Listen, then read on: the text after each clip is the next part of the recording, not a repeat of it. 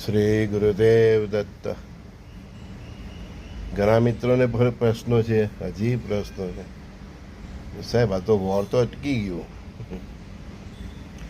ટાયસનની એક જ ફેંટથી આંબેવાળો એટલો અધમું થઈ ગયો તો રેફરી ટ્રમ્પ સાહેબે સીટી વગાડી છે.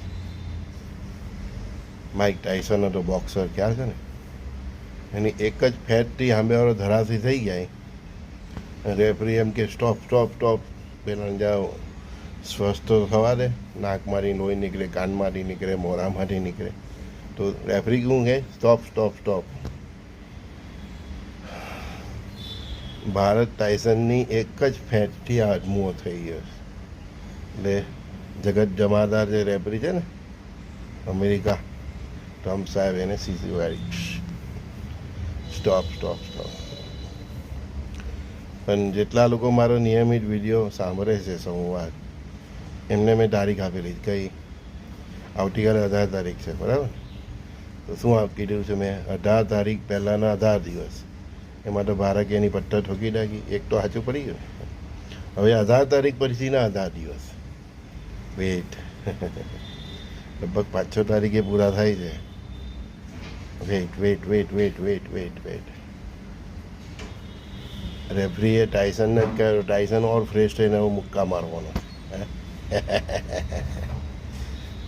અને 18 દિવસમાં પિક્ચર પૂરું થઈ જાય તો ઠીક છે, નહીં તો ભાઈ જુલાઈથી તો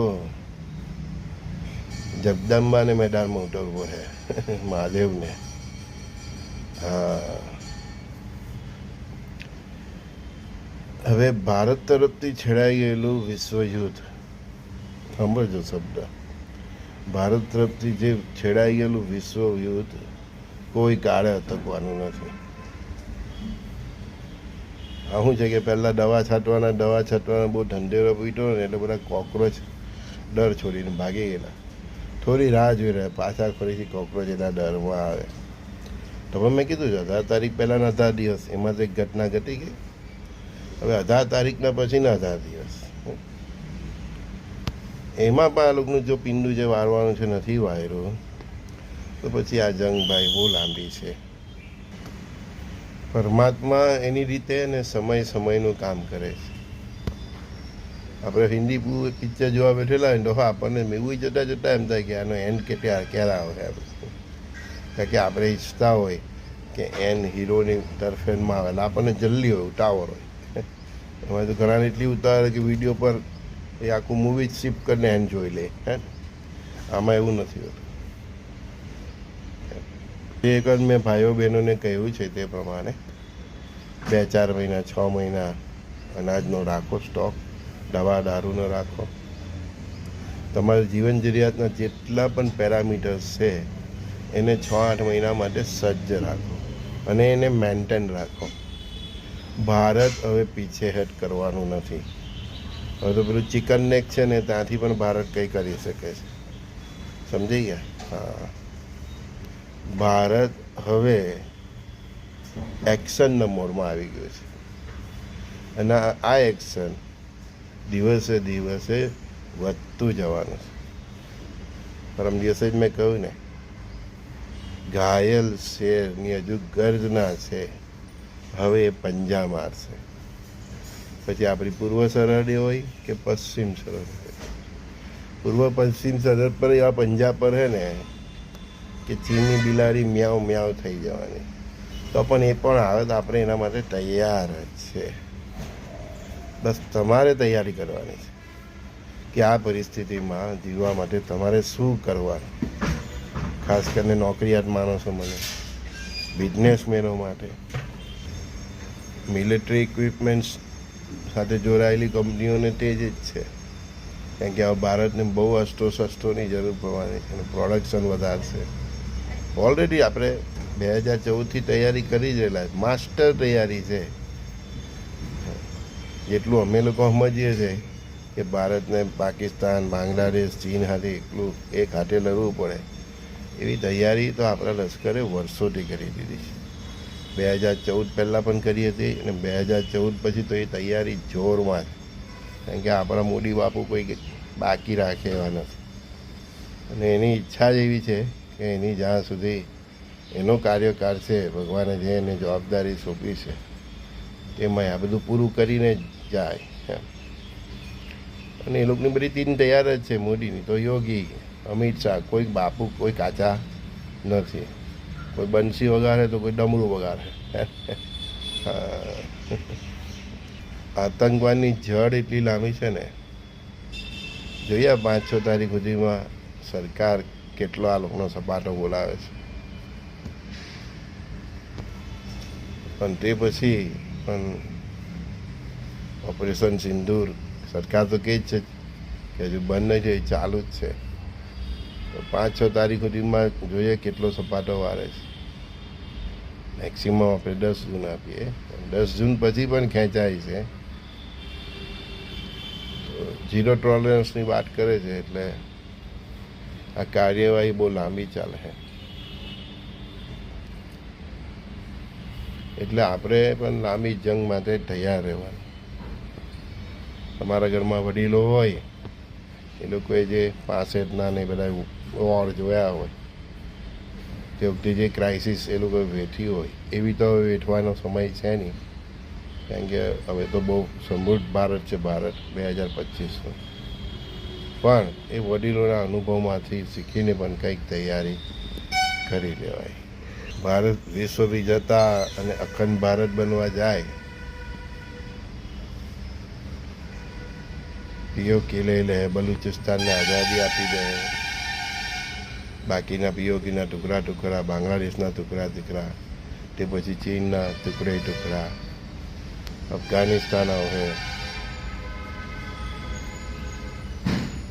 મિડલ ઇસ્ટના કેટલા રાષ્ટ્રો ભારતના રાજ્ય બનવા તૈયાર થાય છે, એવો તમે ભવિષ્યમાં જુઓ. નેપાળ, તિબેટ, ભૂતાન, આટલો સરવાળો તમે કરી લો તો પણ સમજી જાઓ કે ભારત કેટલી મોટી જંગ તરફ જઈ રહેલું છે. એટલે એઝ એ સિટીઝન મારે તમને એટલું જ કહેવાનું છે કે હવે બેફિકર થઈને નહીં જીવો, પણ 6-8 મહિનાનું જીવન તમારું જે કંઈ પણ છે એ પ્રમાણે સજ્જ રહો, અને ઓલ ટાઈમ સજ્જ રહો. 2030-31 સુધી તો કમસે કમ 34 પછી સુવર્ણ યુગની સ્થાપના થવાની છે. 38 તો કન્ફર્મ છે, પણ 34 પછી તો 34 પછી તો મહાદેવની લીલા ચાલવાની છે. તો પણ મહાદેવ 2040 સુધી તાંડવ કરવાના છે, કે જે કંઈ પણ કચરો દુનિયામાં બાકી રહેલો એને પૂરો કરવાનો. બરાબર. પણ આપણે ભારતીય તરીકે 2034 સુધી સજ્જ જ રહેવાનું. કેમ કે આ સરકાર ગમે તેને ગમે ત્યારે પાડી લે. આજે પાકિસ્તાનનો વારો તો કાલે બાંગ્લાદેશનો. હવે આ સરકાર એટલે કે આ ભારત સરકાર, પછી કેન્દ્રમાં કોઈ પણ હોય, બરાબર. કારણ કે હું પછી એમ જ કહું ખાલી બીજેપી વાળા છે તો બીજાને ખોટું લાગી જાય, બરાબર. એટલે ભારત સરકાર અને એની આર્મી હવે ક્યારે કોનો વાળો વાળી જાય ને એ કંઈ નક્કી નથી. એનું એગ્રેશન પીરિયડ જે સ્ટાર્ટ થવાનો હતો એ ચાલુ થઈ ગયો છે ઓપરેશન સિંદૂરથી. એની સાથે ઓપરેશન ગદ્દાર તો ચાલુ જ છે દેશમાં. અત્યારે તમને ખબર નહીં પડે, ઓપરેશન ગદ્દાર પણ ચાલુ છે. એટલે 2034 સુધી આપણું રાષ્ટ્ર હવે અટકવાનું નથી. અને 2025થી જોજો નહીં કે શક્યતા એવી છે કે પીઓકે પણ આવી જાય, બલુચિસ્તાનને પણ ફ્રીડમ. હવે મતલબ જે સમયની અમે રાહ જોઈ રહ્યા હતા તે હવે આ 2025થી એ સ્ટાર્ટ થઈ ગયો છે. પાકિસ્તાને આપણા પર આક્રમણ કર્યું 22 એપ્રિલે, ત્યારથી અને એનો વળતા પ્રહાર તરીકે ઓપરેશન સિંદૂરથી જે સમયની અમે રાહ જોતા હતા, ભારત મહાસત્તા વિશ્વગુરુ, તે સમય સ્ટાર્ટ થઈ ગયો છે ઓપરેશન સિંદૂરથી. એટલે એ હવે ક્યારે કોનો વાળો પાડી દે એટલે તમારે સજ્જ જ રહેવાનું. તમારી સરકાર એટલે કે આપણી સરકાર અને આપણી મિલિટરી સાથેના બધા જેટલા પેરામીટર્સ છે તે ઇવન હોમગાર્ડ સુધીના, અને આપણે ઇઝરાયલના નાગરિકની જેમ 24 અવર્સ યુદ્ધ માટે તૈયાર રહેવાનું. કારણ કે 2034 સુધી આ ખૂંખાર ઘાયલ સિંહ ભલ ભોલાની વાત લગાવી દેવાના. સમજ્યા?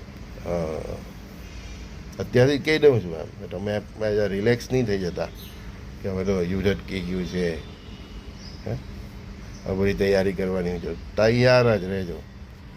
ત્યાર પૂરતું નહીં, મેં તમને 2034 સુધીની લિમિટ આપી દીધી. 2034 સુધી આ સરકાર એક્શનમાં જ રહેવાની છે. ભારત સરકાર, હા, કેન્દ્ર સરકાર, તેની આર્મી, એના ઓલ પેરામીટર્સ, એની સાથે આપણે પણ હવે એઝ એ સિટીઝન એક્શનવાળા રહેવું પડશે. અને તમને કોઈ પણ એમ બદમાશ દેખાય, તરત પકડો, બોચીમાંથી સરકારને જાણ કરો. કારણ કે એ રાષ્ટ્રદ્રોહી તમારા અંદર તમને કંઈ પણ નુકસાન પહોંચાડી શકે છે. તમે સોસાયટીમાં રહેતો હોય, તમને કોઈ ભાડુઆત પર સરકાર હોય, તરત પોલીસ સ્ટેશનમાં જાણ કરો. હવે તો સરકારે નિયમ લાવ્યો કે ભાડુઆતનું આઈડી આ તે લેવાની જાણ કરવાની, બરાબર? એટલે તમે બેકાળજી રાખશો તો તમને ધન થશે. કારણ કે હવે સરકાર એક્શન મોડમાં આવી ગઈ છે, આર્મી એક્શન મોડમાં આવી છે અને વિશ્વ વિજેતા થવા માટેની લગભગ બધી તૈયારીઓ પૂરી થઈ ગઈ છે. બાકી છે તો બીજા રાફેલને પણ ઓર્ડર આપી દીધો છે. બ્રહ્મોસની ફેક્ટરી હમણાં ઉત્તર પ્રદેશમાં હમણાં જ ઉદ્ઘાટન કર્યું રાજનાથસિંહે, 300 કરોડ રૂપિયા ખર્ચીને. એટલે આપણે હવે એક્શન મોડમાં આવી ગયા છે. 90% તૈયારી પૂરી થઈ ગઈ, બાકીની 10% તૈયારી વોરની હાથે ચાલતી જ રહેશે. એટલે વોરની સાથે જોડાયેલી જેટલી પણ ઇન્ડસ્ટ્રી છે એને તેજી જ છે, એના શેર પણ ઊંચે જ જવાના. હવે એ લોકોનો જમાનો આવ્યો. 6, 25 ને 6, 31, 32 સુધી તો તાંડવ છે. તો પણ ગ્રહ, નક્ષત્ર અને સંવતની જોઈએ ગણતરી કરતાં 2034 સુધી દે ધનાધન છે. ભારત એક્શનના મૂળમાં જ છે.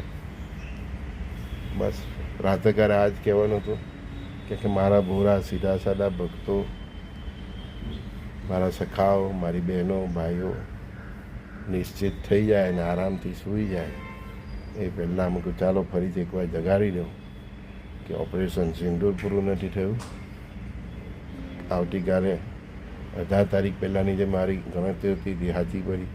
ઓપરેશન સિંદૂર શરૂ છે. હવે 18 પછીના જે બી 18 દિવસ છે એના માટે હું તૈયાર જ રહ્યો.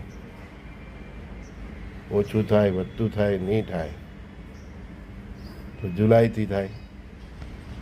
સરકાર અને એની સેના એક્શન મોડમાં છે.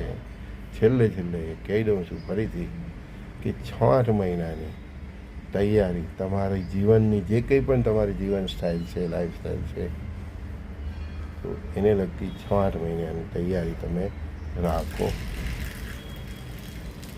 સજ્જ રહો. નોકરિયાત હોય તો ખાસ, વેપારી હોય તો ખાસ. બહુ લોનના ચક્કરમાં નહીં પડો. લોન લેવો તો એક બીજું રિઝર્વ ફંડ હોય, કઈ કેવી પરિસ્થિતિ હોય એમાંથી હપ્તા ભરી શકાય કે લોનને બંધ કરી શકાય. તો એ રીતે દરેક નાનામાં નાનો વ્યક્તિ સજ્જ રહે. કેમ કે વચ્ચે 6-8 મહિના એવા આવી જાય, 6-8 મહિના એવા આવી જાય કે આપણું બધું 10-20 થઈ જાય તો આપણે ઘર બેઠા પણ શાંતિથી જીવી શકીએ. એમ નથી કહેતો કે બધા જ ઘરે જ બેસી જવા, વચ્ચે એવો સમય આવે એમ, જેમ હમણાં આ ઓપરેશન સિંદૂર વખતે આવ્યો તેવી રીતે. એટલે ઘરમાં પૈસા હશે, અનાજ હશે, તમારી જીવન જરૂરિયાતની જે પણ સગવડો હશે તો તમને ખબર નહીં પડશે, તકલીફ નહીં પડશે. બરાબર? ચાલો ત્યારે મળીએ. સંજય બોરીવાલાના સર્વે સખાઓ મિત્રોને પ્રણામ. શ્રી ગુરુદેવ દત્ત.